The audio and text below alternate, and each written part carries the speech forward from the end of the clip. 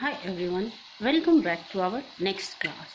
In this class, we are going to read a very beautiful story written by Leo Tolstoy.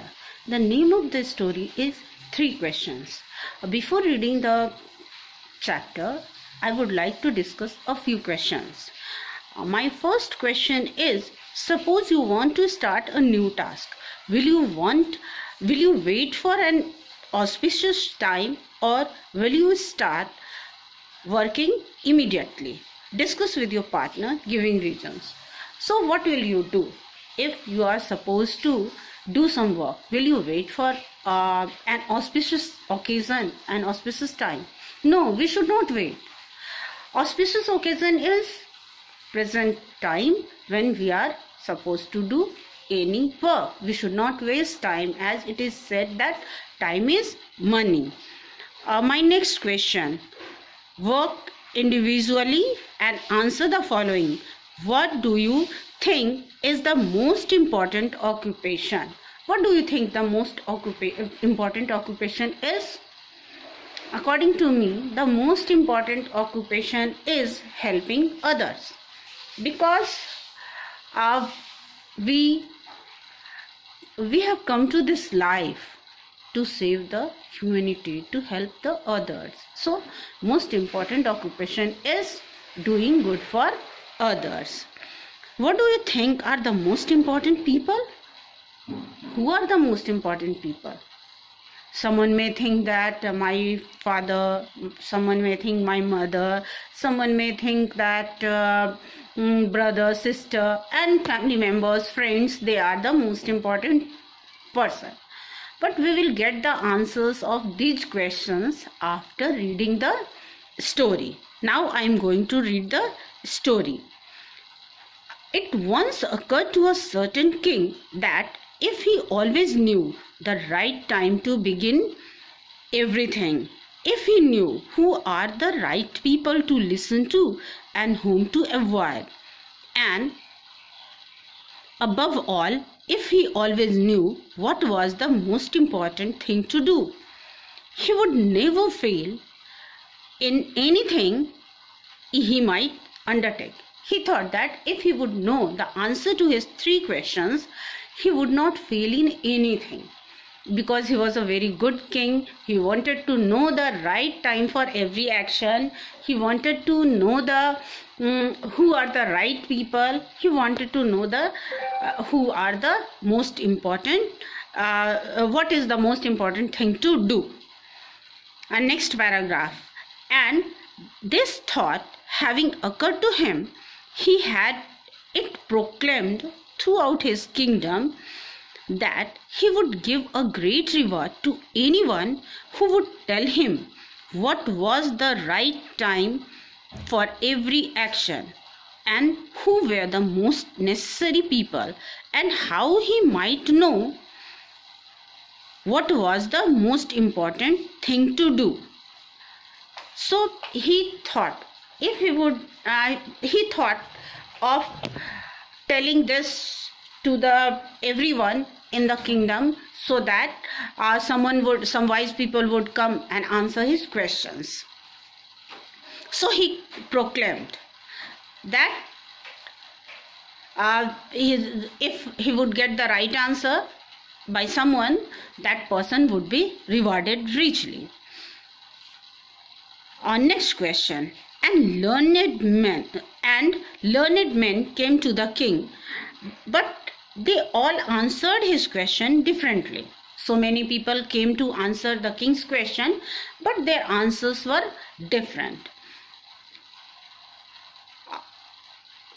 In reply to the first question, some said that to know the right time for every action, one must draw up in advance a table of days, months and year, and must live strictly according to it.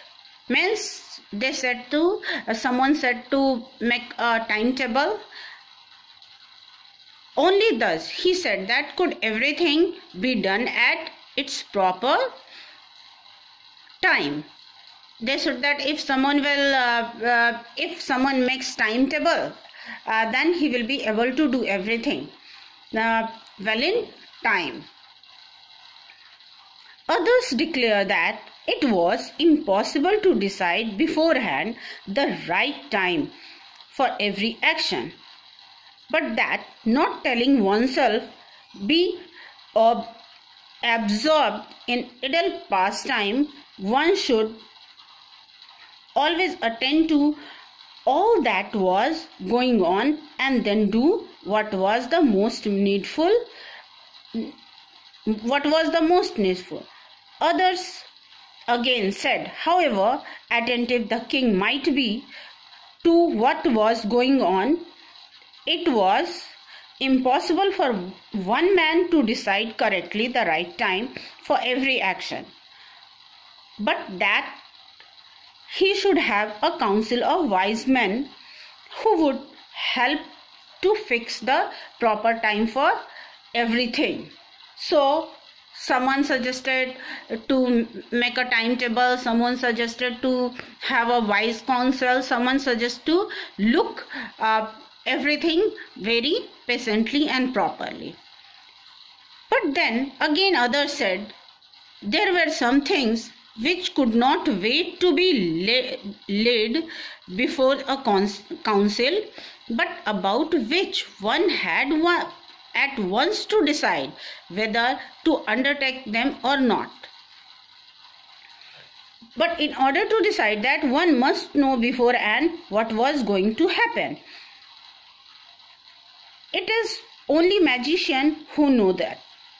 And therefore, in order to know the right time for every action, one must consult magician. Someone said that some important work may come, and the work will not wait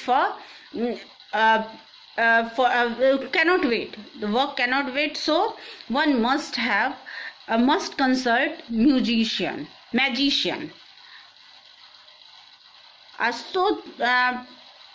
Equally, various were answers to the second question. Some said the king most needed were his counselor, others the priest, others the doctor, while some said the warriors were the most necessary. So as answers were different for the first question, in the same way answers were different for the second question. Someone suggested that counselors were the most important people, someone said that priests, others suggested doctors, some suggested warriors. In this way, this question also had so many answers. To the third question, as to what was the most important occupation, some replied that the most important thing in the world was science. Others said that it was skill in warfare, and others again that it was religious worship. So for the answer to the third question, people were different in their answers. Someone said that science is the most important thing.